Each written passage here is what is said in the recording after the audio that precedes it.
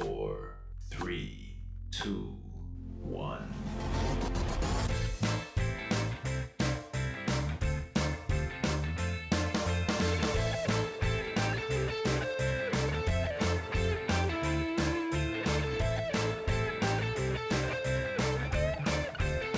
Hello and welcome to TrojanVision's The Week That Was, covering the news and events for the week ending Friday, July 23rd, 2021. I'm your host, Aaron Taylor.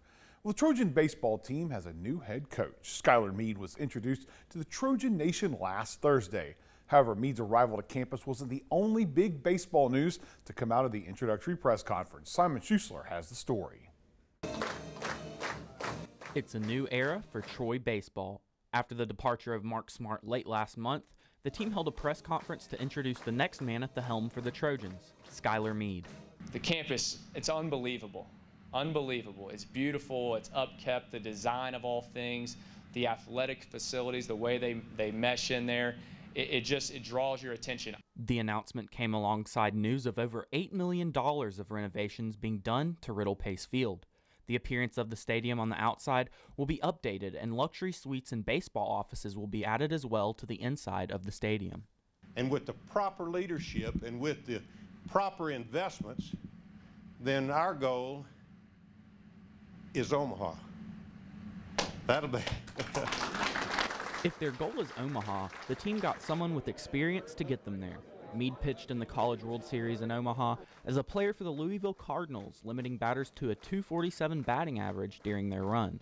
Well, you know, I was part of a team that it just had a certain will to it, an edge, a toughness, and it was created both internally through the players, and then it was also through the coaches. You know, a new energy that they provided, a confidence and a belief in us that maybe we otherwise had not had. Meade is in his 14th year as a coach, making previous stops at Michigan State, Eastern Illinois, Middle Tennessee, and most recently South Carolina.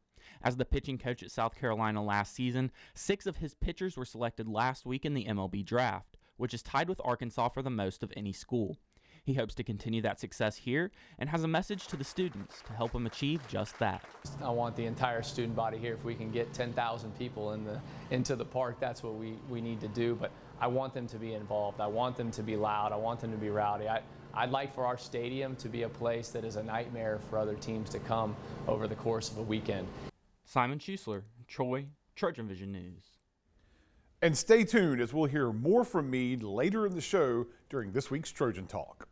Well, Troy University's Tau Kappa Epsilon fraternity now has a new home on Fraternity Row. Claudia Peppenhorst has the details. The Brothers of Tau Kappa Epsilon fraternity finally have a place to call home on Troy University's campus. After the indefinite suspension of the Delta Chi fraternity during the spring semester, it was announced that Teak would take up residence in the now vacant fraternity house. This is something that we've always wanted, but it is a big step. And finally, when this opportunity came about, we jumped on it as soon as we can, and it was a real blessing from the university, and they were very, very kind to grant us this opportunity. And all of the brothers have been enthusiastic, and we are very, very excited to join the row. Teak was chartered in 1967 here at Troy and is the second oldest fraternity on campus. Despite not having an official house, the brothers continue to grow and have a presence on campus. But now with their own house on Fraternity Row, Peterson says that they are ready to take advantage of their upcoming opportunities. It's a big step forward for Teak. We have had great success and we've been working very, very hard, but this house will be an asset to our fraternity and will help give us more of an upfront presence here on campus, and that's what we're looking for, and we're going to use it to the best of our ability to make sure that we make our presence known here on campus. While the Brothers of Tau Kappa Epsilon may not have had an on-campus building in years past, the brothers say that the fraternity is more than just a house. Teak, before this even came into picture, was just working very, very hard. We're trying to build the culture of success because as much as I love this house is not the fraternity. We're the fraternity. And we've worked very, very hard to get to this point to be able to have this. And now that we have it, we're just going pedal to the metal, moving everything in and getting ready for Rush Week. We'll take a short break, but when we return, we'll see how some high schoolers are preparing for their moment in the spotlight. Stay tuned, we'll be right back. We all dream. But dreams quickly become distant memories, unless we do something about it. Do everything in our power to learn to lead. At Troy University, we offer leadership opportunities from day one. We're dedicated to teaching a new generation to lead change. Do you have what it takes to change the world? If you store your guns properly, so not just anyone can get to them. I'll feel safer when I'm playing outside. Safer when walking home. I won't have to tell so many family members. I'm sorry. I won't hear as many scary stories or scary news reports. I won't have to hold someone's hand and shout you're gonna make it. And I won't have to tell my kids this isn't a drill. Please. Please. Please. Please. Please. Do it for us. For us. Do it for us. Your family, friends, and neighbors are all counting on you. Never let your gun get into the wrong hands. If you own a firearm and are not using it, please be responsible and be sure that it's stored in a safe place. Remember, always, lock it up. For more information on firearm storage safety, visit ncpc.org.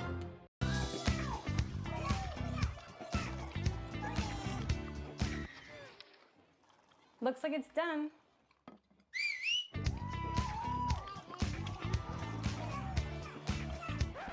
Don't let salmonella get funky with your chicken. On average, 1 in 6 Americans will get a foodborne illness this year. You can't see these microbes, but they might be there. So learn the right temperature to cook each type of meat. Keep your family safe at foodsafety.gov.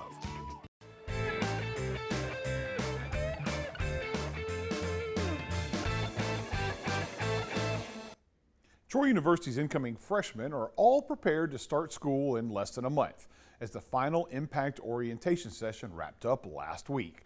Zeta Ingram talked to some of this year's Impact leaders to see how things went this summer. Wednesday marked the last 2021 Impact session, which is the new student orientation at Troy University. Incoming students are led by their Impact leaders, who are students currently enrolled in the university.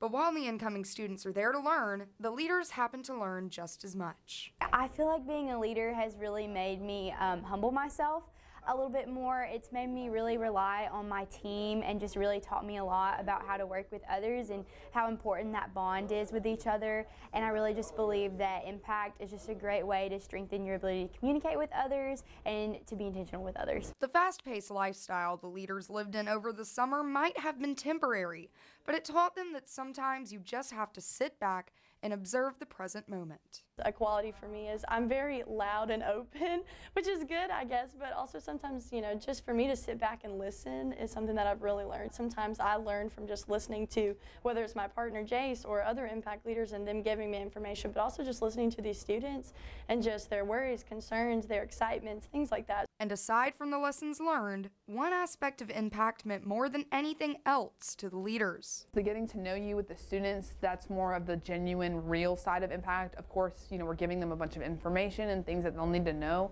but just to see a glimpse into these students' lives about who they were, that's probably my favorite part, honestly. Just those connections that have been made, it's just been an awesome experience and an awesome time, but I'm really just excited to see these students get on campus. But now that the final Impact session has passed, the leaders have a lot of different emotions they are feeling towards their one-of-a-kind experience being over. My brain hasn't registered that it's the last session, but I know that it is, and it's going to feel really weird on Friday waking up and not having a regular session to be going to. So I'm definitely really excited to be finishing this last session out strong, but definitely a little bittersweet. Troy University's 2021 new student orientation has impacted multiple lives. From the leaders to the students to the faculty and staff of Troy University, this campus is ready for the class of 2025 to lead change. Zeta Ingram, Troy, TrojanVision News. And as summer comes to a close, so are summer camps. Troy University's Theater and Dance Camp Summer Spotlight held its final week of camp this week with a focus on high school students. Claudia Peppenhorst gives us a look at what all they were learning. The Troy University Theater and Dance Camp Summer Spotlight is coming to an end. This week, the camp will wrap up with high school students from around the region learning all things performance. Summer Spotlight is a chance for especially high school age students throughout the region to get the chance to really focus on theater arts, either it be music or dance or acting classes, in a way they might not have the opportunity to do in their high school because of lack of arts funding or just the lack of teachers to be able to give them a place to express themselves. Throughout this week at camp, the students will be learning how to take their performing skills to the next level, with new techniques being taught by a variety of teachers and classes. They will also start to notice the importance of smaller details that can make a big difference on stage. This is a chance for students to start to connect the dots between how you communicate with people. So much about theater is about communication skills and being able to make fantastic eye contact and to be open and vulnerable and available. And especially in these classes, since we've spent the last year on Zoom, is a chance to move their entire body and reconnect with how the body works and moves and can help them as an actor, as opposed to just, this. Throughout this week at Summer Spotlight, the students will be learning all things performance. The things that they learn here, they will take home, and it will aid them in their future of theater and dance. It gives them a chance to experience a lot of different methodologies from a lot of different professors and teachers and actors and artists.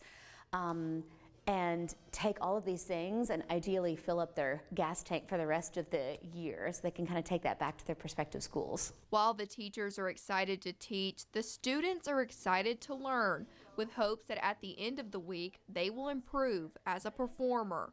I hope I learn how to use my voice differently and my body differently, like through movement and through hip hop and many other styles of dance. Also having like individual coaching, which they provide, which is awesome, and just to get better as a performer.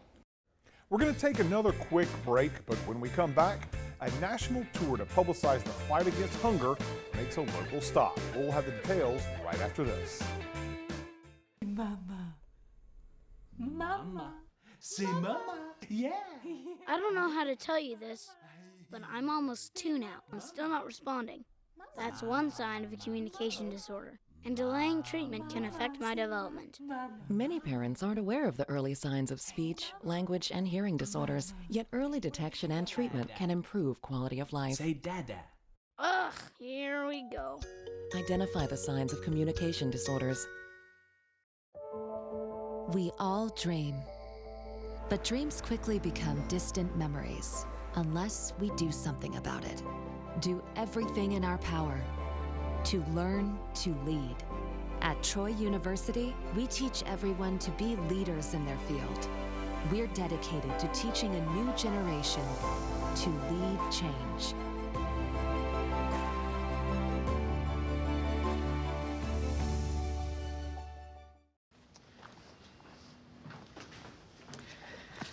All right, I know this isn't any fun to talk about, but we should. Okay, so who's gonna do what? I'll pack the dead batteries. Great. I'll only put what I don't need into a duffel bag. Perfect. That's totally unhelpful. No problem. Meanwhile, I will try to comfort everyone by speaking in a calm voice. And I'll try to get the generator going without any gas. Oh, let's not forget the cell phones, which probably won't work. Right. And who is going to handle supplies? I can forget to do a list for us. Thanks, pal. Well, I think we couldn't be any less prepared. I'm proud of you guys. Talk to your kids about who to call, where to meet, what to pack. Visit ready.gov/kids for tips and information.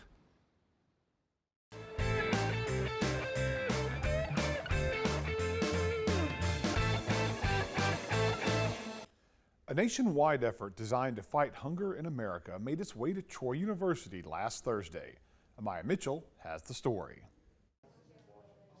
Troy University was a stop on Hunger Free America's anti-hunger tour presented by CEO Joel Berg to address food insecurity around the nation. Hunger Free America is a nationwide anti-hunger advocacy and direct service organization building the policies and programs necessary to end hunger in America. Berg is traveling the nation to highlight programs including the Office of Civic Engagement's AmeriCorps Vistas. This is my 20th year with the organization, and I'm marking my 20th year by traveling to, I think, 20 to 24 states, over 8,000 miles, including here in Troy, Alabama, to really highlight how persistent the hunger problem is, but also to highlight great programs like our Vista AmeriCorps program that we have in partnership between Hunger Free America, the federal government, and Troy University. The Vistas serve the community and campus by connecting with individuals who are in need of basic essentials. These individuals serve with our office and add to our efforts going on in the community around food insecurity, as well as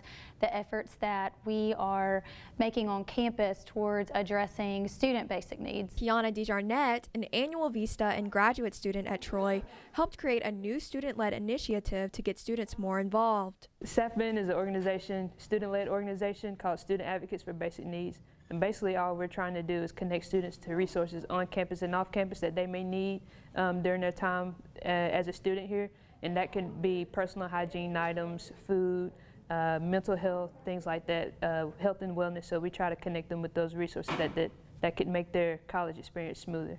Vistas have spent their summer with the Boys and Girls Club, planting gardens, and learning more about the local community. Those who are interested in getting involved with SAFBIN can follow their Instagram. Amaya Mitchell, Troy, TrojanVision News. Next Tuesday, Troy's City Council is expected to vote on an ordinance to create an entertainment district in downtown Troy. Amaya Mitchell spoke with some businesses that could be affected by the new ordinance to get their take on the possible change. Troy City Council is making a decision that could ultimately affect downtown businesses and their customers.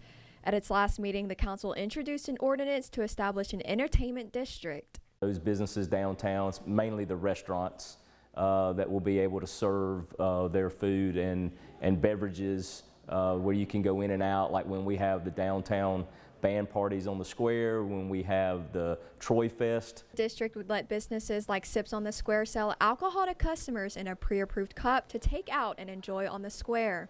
Downtown really does an excellent job with actually creating kind of a centralized location for people to hang out downtown, but I think that the benefit of the entertainment district would be that it would ultimately be a catalyst for an elevated experience for customers, for restaurants, for retailers. The district would not be enforced year-round, but only for certain events, a decision Taylor agrees with. I think that until it's kind of set into place, I think that it will benefit for it to be at certain times so we can kind of see how it can be policed and how everyone will be able to kind of handle it and manage it. So I think that ultimately, I think it's a step in the right direction to one day maybe having it as an entertainment district full-time. Like Taylor, Sherman Smoothie Cafe owner Charmin Harvey agrees that limiting it to certain events is a wise option. City-wise, I guess you can say it's good to just have it for, I guess, their events for now. But if it turns out to be something that's good and they don't have too many problems, then I would think that they would let people do it all the time. Taylor said that establishing the district would make both retailers and their customers happy while bringing more business and revenue to downtown Troy. With them supporting it, it will be a positive thing for everyone. This is not the first time the entertainment district has been contemplated. Troy City Council first introduced it in 2012 and last discussed it in 2019. Troy City Council will make their decision July 27th. Amaya Mitchell, Troy, TrojanVision News. Well, it's time for our last break, and when we return, we'll meet the new head coach of the Trojan baseball team. Stay tuned, we'll be right back.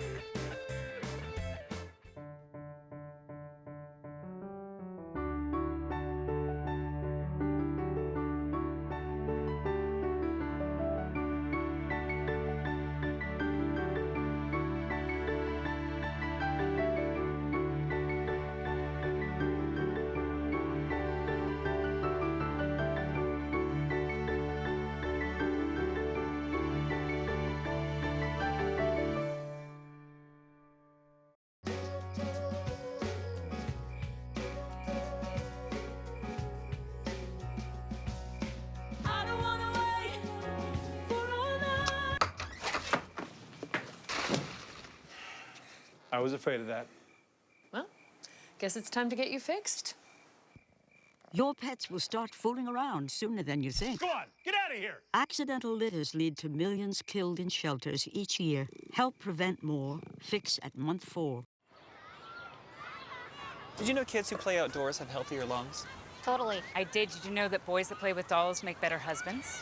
My son has lots of dolls. But did you know terry cloth diapers breathe better? I did. It's totally true. Oh, yeah, yeah. Did you know that strollers have the right of way on the sidewalk? Yes. Yep, I did. Did you guys Did you know that kids who eat breakfast have higher GPAs? Yeah, I know. Yeah. That's actually what I was going to say. Did you know babies should never touch silver? It's really bad for them. I knew that. Did you guys know that statistically friendly kids have more friends? Mm-hmm. Yeah. That's obvious. Did you know most people think they're using the right car seat for their kid, but they're not?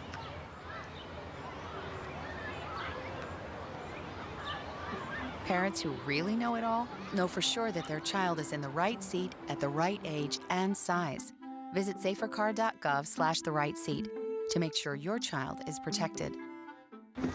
I'm putting that on my blog. I just put it in mine.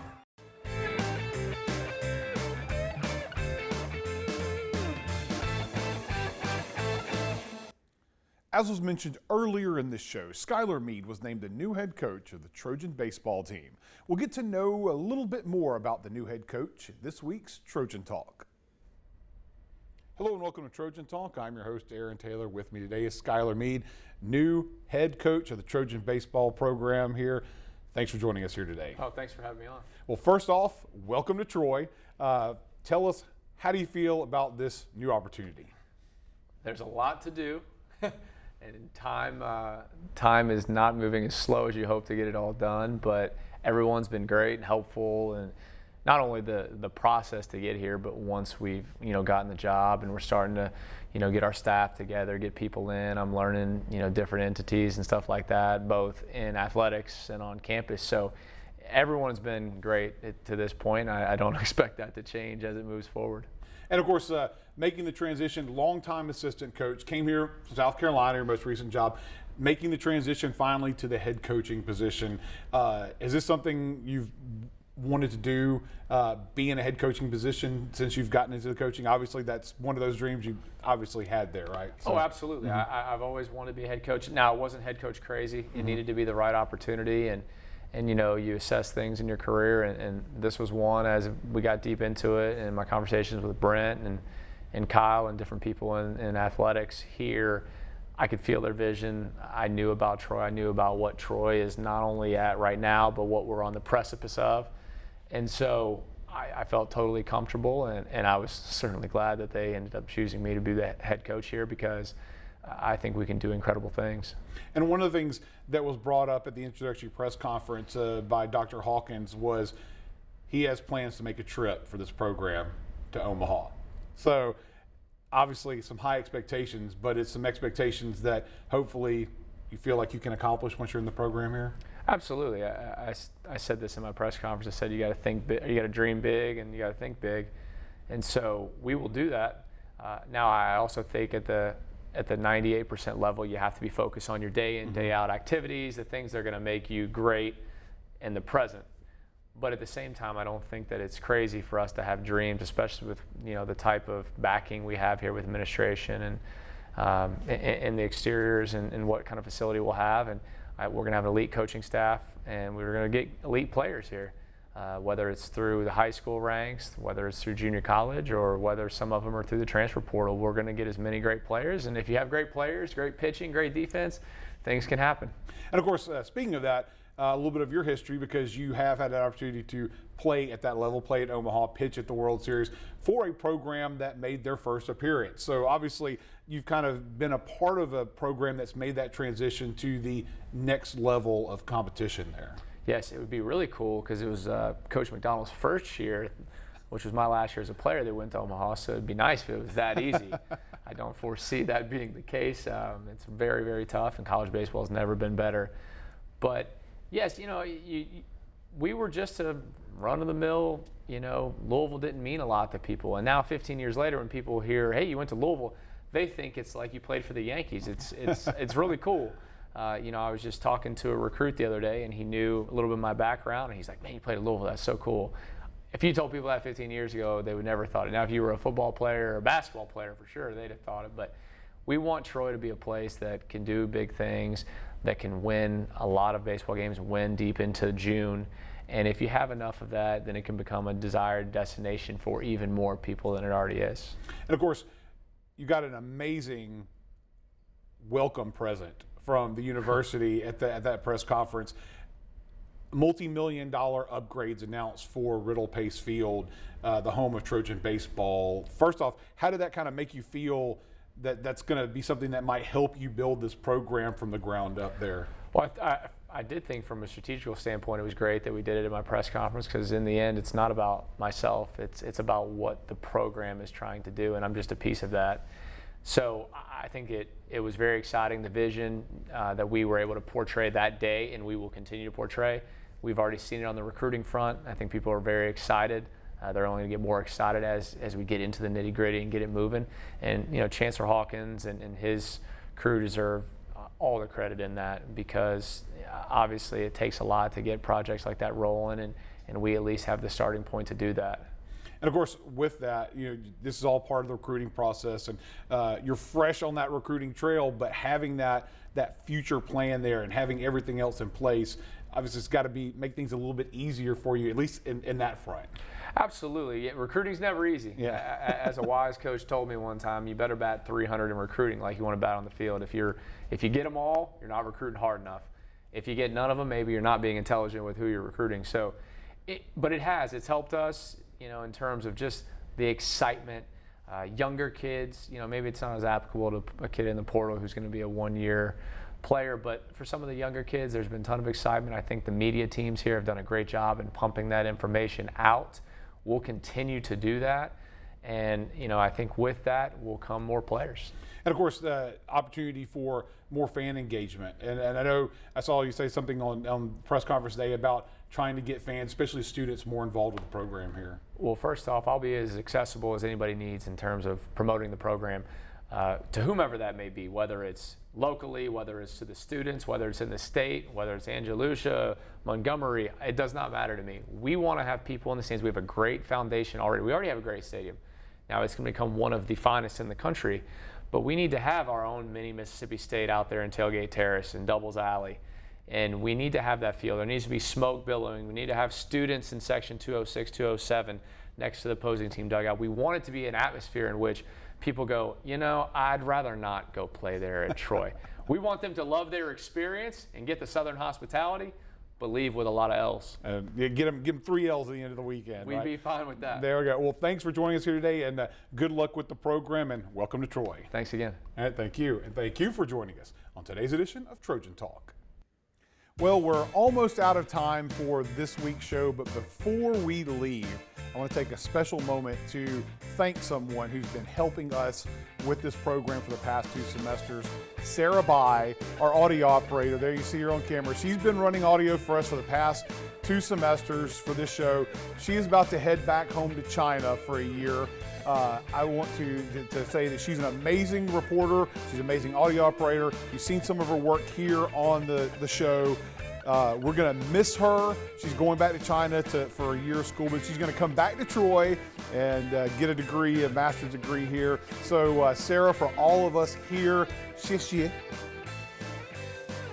And that's the week that was. To find out what's happening on a daily basis, you can tune in to Troy TrojanVision News at 5, 6:30, 10:30, Monday through Thursday, or you can visit us anytime on the new Troy TrojanVision News blog at today.troy.trojanvision to see online content from Troy TrojanVision News. Quick program note, this will be our last episode of the week until the fall semester here at Troy University. So until next time, have a good week.